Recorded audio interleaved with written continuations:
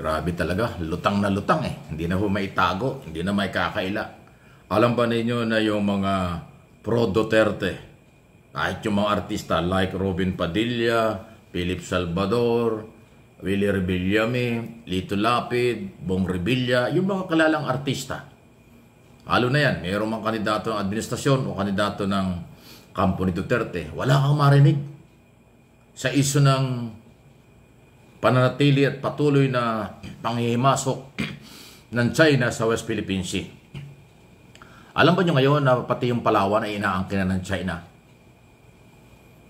At ngayon ay lumalabas na patuloy pong padami ng padami ang mga barko ng China sa loob ng exclusive economic zone ng ating bansa.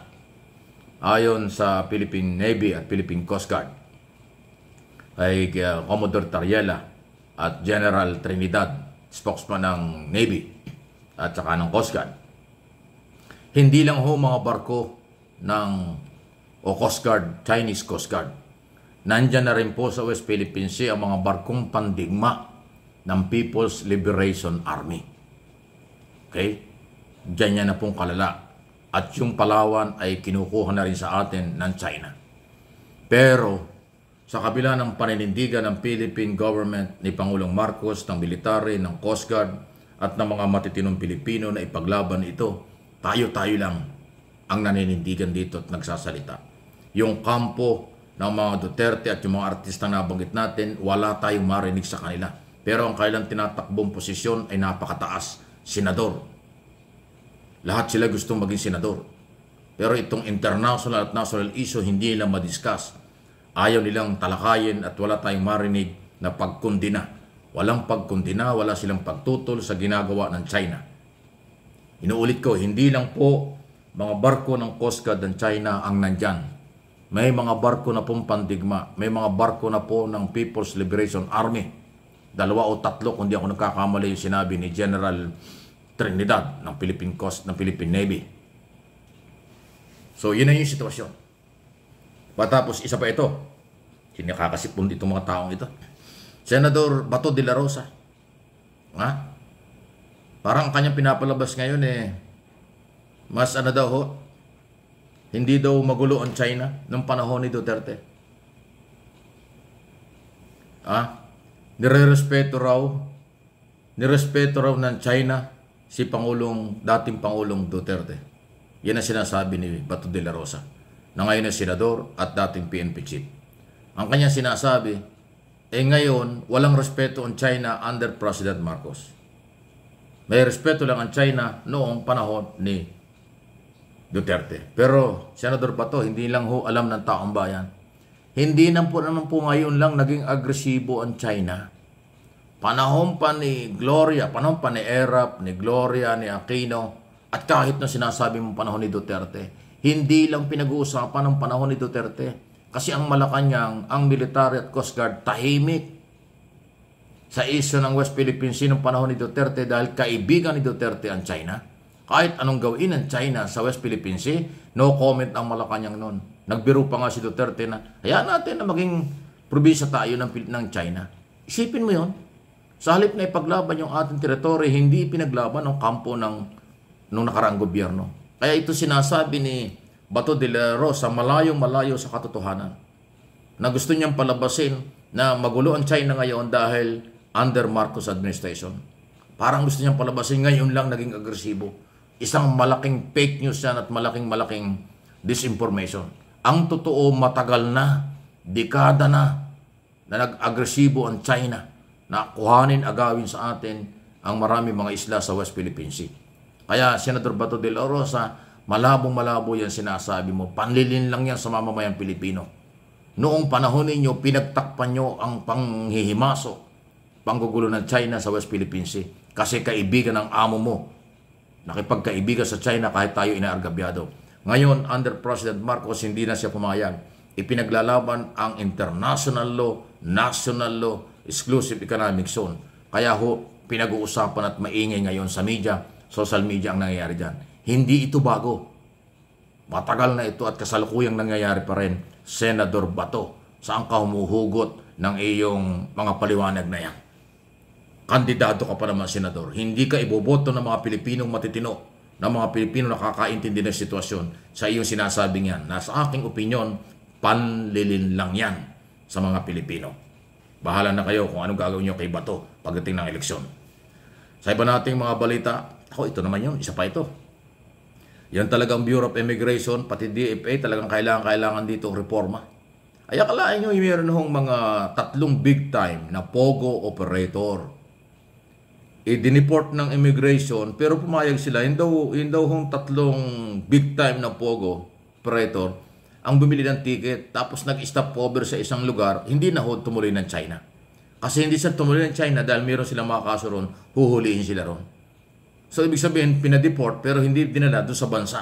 Pinaalis ng Pilipinas pero hindi pumayag ang immigration na ito'y hindi makabalik ng China, somewhere kung saan sila nagpunta. Kasi raw, yun daw ang bumili ng ticket kaya nakapag-stop over kung saan lugar. Basta pinalabas lang ng Pilipinas, wala nang pakialam kung saan makakarating. May mga kaso sa China. Hindi naman lahat pero marami po sa operator may kinalaman sa POGO na sugal dito sa Pilipinas na ipinatigil ni Pangulong Marcos. Merong mga criminal cases sa China kaya hinahanap din sila ron. Sa halip na i-deport natin, papuntahin sa China itong mga taong ito para managot sila. Hindi po. Basta lang pinalabas ng wala ng pakialam, parang gano'n na immigration. Laking kapalpakan ito. Malamang may kumita na naman dito. Magkano usapan dyan? Isipin mo, i-deport mo yung mga big time. Mga bilyonaryong POGO operator. Sila yung bumili ng ticket, sila ang nasunod kung saan sila bababa. Nag-stop over sa isang lugar, hindi na daw tumuloy ng China. Wala nang nagawa ang Bureau of Immigration. Ganyan, kaya din sa immigration, napakalawak ng reforma dapat gawin dyan. Pati yung Department of Foreign Affairs, hindi rin nila alam naman kung paano naman maghanap tayo, mahanap nila yung mga Pilipinong nagtatago sa ibang bansa na may mga kaso dito sa Pilipinas. Katulad ni Harry Roque, mag-asawang Harry Roque at iba pa na mga Pilipinong basta na lang nakakatakas. Yung pag-alis ng panahon ni Goo, Alice Goo, ang dami nakaalis dyan. Hindi rin alam ng immigration until now kung saan dumaan. At yun naman Harry Roque na nasa labas ng bansa na may mga kaso rito, hindi rin alam kung saan dumaan, paano nakapunta ito. Nakapunta ng Abu Dhabi, Dubai, nakapunta ng China, punta ng Singapore, nagpunta ng Japan, nag-try pa raw pupunta ng Amerika, mabuti hinarang si Japan. Hindi pinayagang makalipad. Yan po yung mga parusot. Nalulusutan tayo. Pero ang tanong, bakit hindi nakukontrol ito at namomonitor ng Bureau of Immigration? Ang tanongin po yung Intelligence Division ng Immigration doon sa Senado, wala talagang alam eh. Hanggang doon lang ang monitor nila. Hindi mo lang inalam sa China kung bakit pinapasok doon si Roque. Hindi mo lang inalam sa Japan kung bakit hinold ng Japanese authorities si Harry Roque para hindi makapunta ng Amerika. Anong dahilan? Mayroong mga dahilan yun. Hindi naman basta-basta pipigilin yun eh. Hindi rin daw nila alam. At ngayon hindi nila alam kung nasa si Harry Roque at yung mag-asawa. Paikot-ikot yung Harry Roque sa Middle East, dito sa ASEAN, at kung ano, pero hindi matrace ng immigration at DFA. Talagang ang daming kulang. Although hindi po naman guilty si Roque, may warat lang siya tungkol dun sa hindi niya pagsipot sa Kongreso, yung qualified human trafficking nasa prosecutor's office pa, pero mabigat po yung kasong yun, non-bailable po yun. Non-bailable offense po yung qualified human trafficking kasi ang paniniwala ng mga otoridad ng PAO, Presidential Anti-Organized Crime Commission, na siya nagfile ng kaso against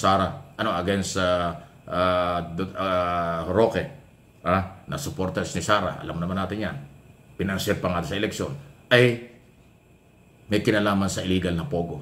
Ayan o. At yung mga kayamanan niyang bigla na tinatanong ng Quadcom, saan galing, hindi niya may paliwanag, nagtago na siya. Kasi meron siyang asset na mahigit na 60 million. Wala naman siyang malaking negosyo. Saan manggagaling yung perang yun? Tinatanong lang siya kung nasaan. At sabi niya magsusumiti siya na record kung saan galing yung pera. Hindi na nagpakita at nagtago na. So parang guilty ang dating. Okay? Yung human right, yung qualified human trafficking, hindi lang siya basta abogado ng POGO. Siya ay may kinalaman at paniniwalaang involved kasama sa may-ari ng POGO na illegal dito sa ating bansa.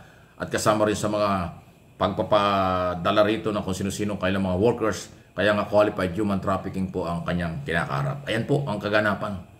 Please like and share ng ating mga video. Sa ating mga topic dito.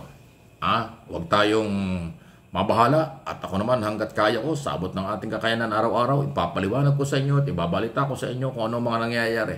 Para meron tayong kaalaman at paki-like and share po ninyo ang mga video ito lalo na ngayon sa mga politiko na kandidato Napakarami hong mga artista at mga kandidato ngayon, wala tayong marinig na paninindigan sa West Philippine Sea. Pero nanghihingi sila ng suporta. Ay di lalo na pag napwesto yung mga yan.